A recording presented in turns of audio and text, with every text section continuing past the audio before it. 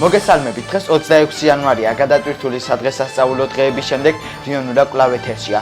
ხვალ 27 იანვარს ნინოობას აღნიშნავს სრულიად საქართველო. წინასწარ გილოცავთ. ახლა მოკლედ იმ თემების შესახებ, რაზეც დღეს ნორჩმა ჟურნალისტებმა შეაჩერეს ყურადღება.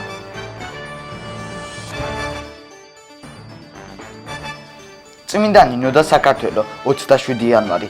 მართლმადიდებლური სამყაროს კიდევ ერთი დღესასწაული. იანვრის თვე, სადღესასწაულო განწყობა და მნიშვნელოვანი თარიღები. ზამთრის მხიარული არდადეგები. თეთრ სამოში გახვრეული დედამიწა.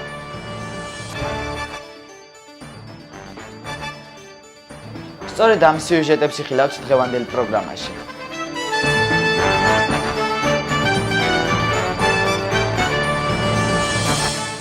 ხვალ 27 იანვარს მართლმადიდებლური ეკლესია ქართველთა განმაქრისტიანებელ წმინდა ნინოს იხსენებს. აღნიშნულ თემასთან დაკავშირებით მარიამ ძოძუაშვილი გვესაუბრება.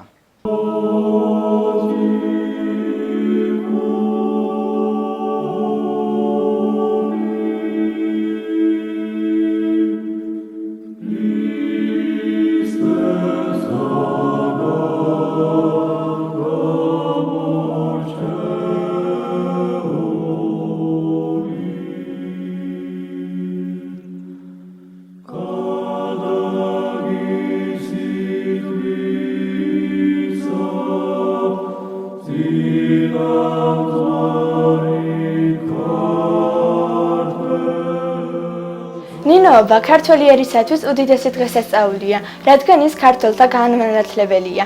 საქართველოში ქრისტიანობა სახელმწიფო რელიგიად გამოცხადდა, როდესაც ღვთისმშობლის ლოცვა კურთხევითა და ვაზის ჯვრითსარით კაბადოკიელმა ქალწულმა ქართლში იქადაგა.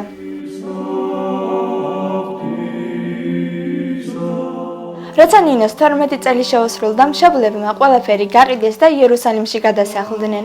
მამა ბოლოს ბერად აღკვეცილა, დედა გლახაკ და საზრუნველოს მსახური გამხდარა. ნინო კი აღსაცრდელად მოხუც ქალს სანან იაფორს მისცეს. იგი ქრისტიანულად ზრდიდა წმინდანს, უამბობდა მაცხოვრის შესახებ. სარასაგან გაიგო ისიც თუ როგორ მოხვდა ქრისტეს კვართი საქართველოში.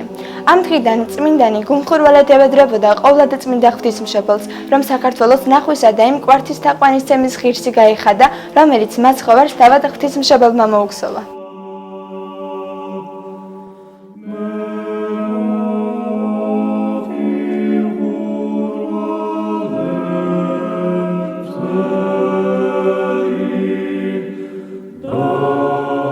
ყოველწლიურად 1 ივნის ჯავახეთში ფარავნის ტბასთან სოფელ ფოკაში წმინდა ნინოს საქართველოში შემოსვლის აღსანიშნავად წირვა ტარდება. წირვის შემდეგ კი მორწმუნეები იწყებენ მსვლელობას და გადიან იმ გზას, რომელიც წმინდა ნინომ ქართლის გასაქრისტიანებლად გაიარა. ამ მსვლელობას წმინდა ნინოს გზასაც უწოდებენ.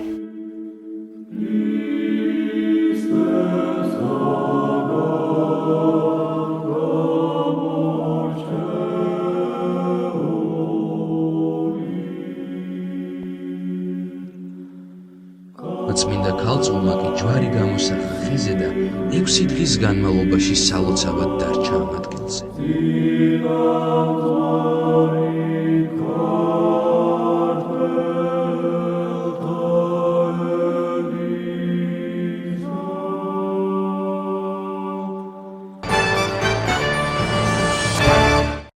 იანვარი ეს არის თვე, რომელიც არაერთ მნიშვნელოვან დღესასწაულთან ასოცირდება.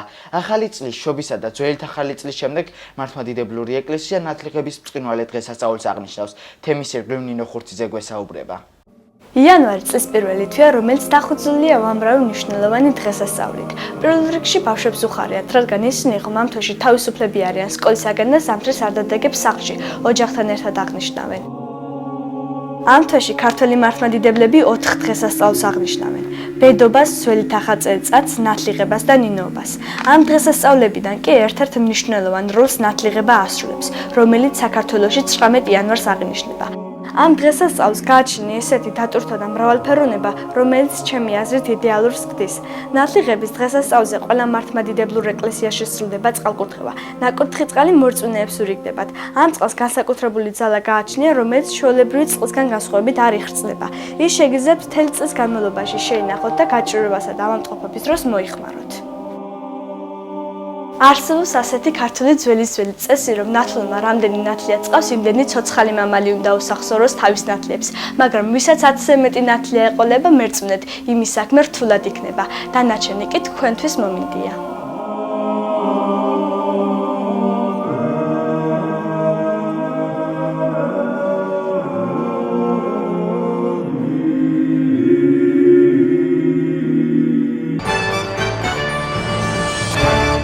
რამდენიმე დღის წინ საშობა ვარდადეგებს დავემშვიდობეთ. ერთად მოусმინოთ მარიტა კეპულაძეს, რომელმაც ამ საკითხთან დაკავშირებით საინტერესო სიუჟეტი მოგვიმზადა. წელიწადში 9 სწავლის პერიოდია. ბავშვებს ხანგრძლივი დასვენების შემდეგ ისევ დატვირთული დღეები ეწყებათ. ზოგს ეს ფაქტი ძალიან ახარებს, ზოგი კი გართობას ვეთმობს და ამით ცოტა განაწყენებულია. სწავლის პერიოდში ორჯერ გვაქვს ვარდადეგები, ზამთრისა და ზაფხულის. დამეთანხმებით ალბათ, რომ დასვენების დღეები ყველა მოზარდს აზარმაცებს. ბეჯითსაც კი. ამის მაგალითად ქართული ფილმის მოყვანა შეგვიძლია. ფილმში ადადეგებზე რეზო ძალიან ბეჯითი და კარგი ბავშვია, მაგრამ სულ მას ლია და სწავლას მეგობა როსტოვსთან თამაში ამჯობინა. მე ისეთი სასაცილო რამე ვიცი იმის თანაფას. დავიდი სადაც გინდა. თავდი.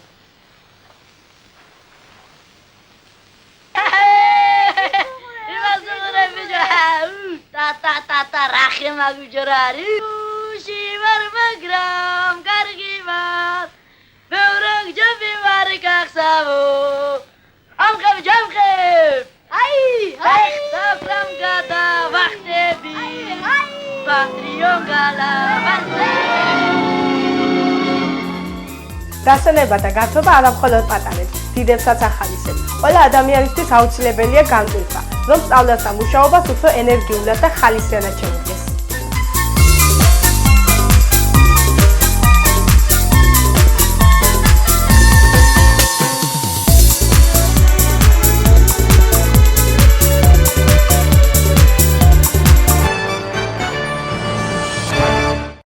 ზამთარი წლის ეს ლამაზი სეზონი არაერთი პოეტის მუზად ქცეულა. ჩვენმა კორესპონდენტმა მარითავაძემ ულამაზესი ჩანახატი მოგვიმზადა.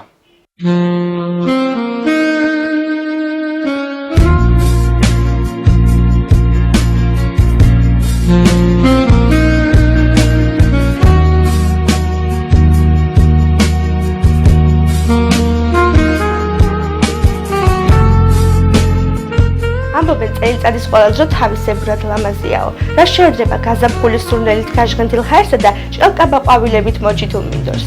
ზაფხულში მსხუნვარე მზეს, თოლიებსა და ზღვის სანაპიროს. შემოდგომით ახმაურებულ სამყაროს, რომელიც მხატვრის ჯადოსნურ პალიტრას გავს და იმ თეთრ ქათით მოწყობილ ზამთარს სასწაულმოქმედ ღამეებსა და აღწერილ ოცნებებს შეგვთავაზ.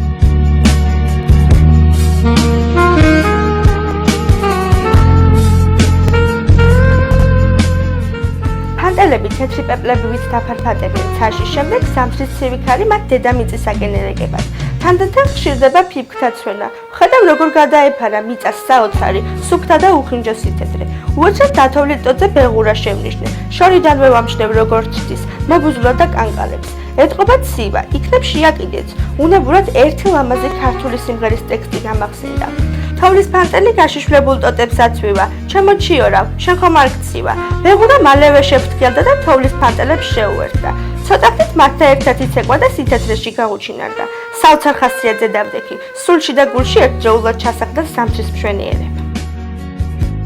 თუმცა ზოგისათვის წელიწადის ეს დრო ქართან, სიცივესთან, შემოძარცულ ხეებთან და არასასურველ კლიმატთან ასოცირდება. ახლა ოთახში თბილა, გარეთ კი სუსხიანი ქარიქრის.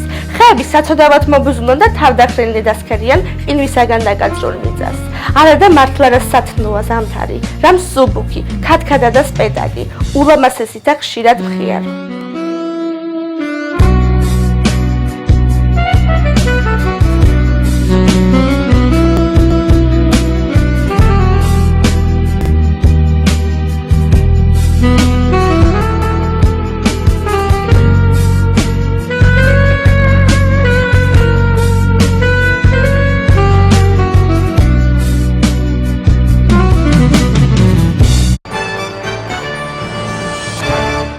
ამით ჩვენი პროგრამა დასასრულს მივახლოვდა. თქვენთვის სტუდიაში თედო მესხი მუშაობდი. ერთი კვირის შემდეგ არანაკლებ საინტერესო სიუჟეტებით დაბრუნდებით. მომავალ შეხვედრამდე.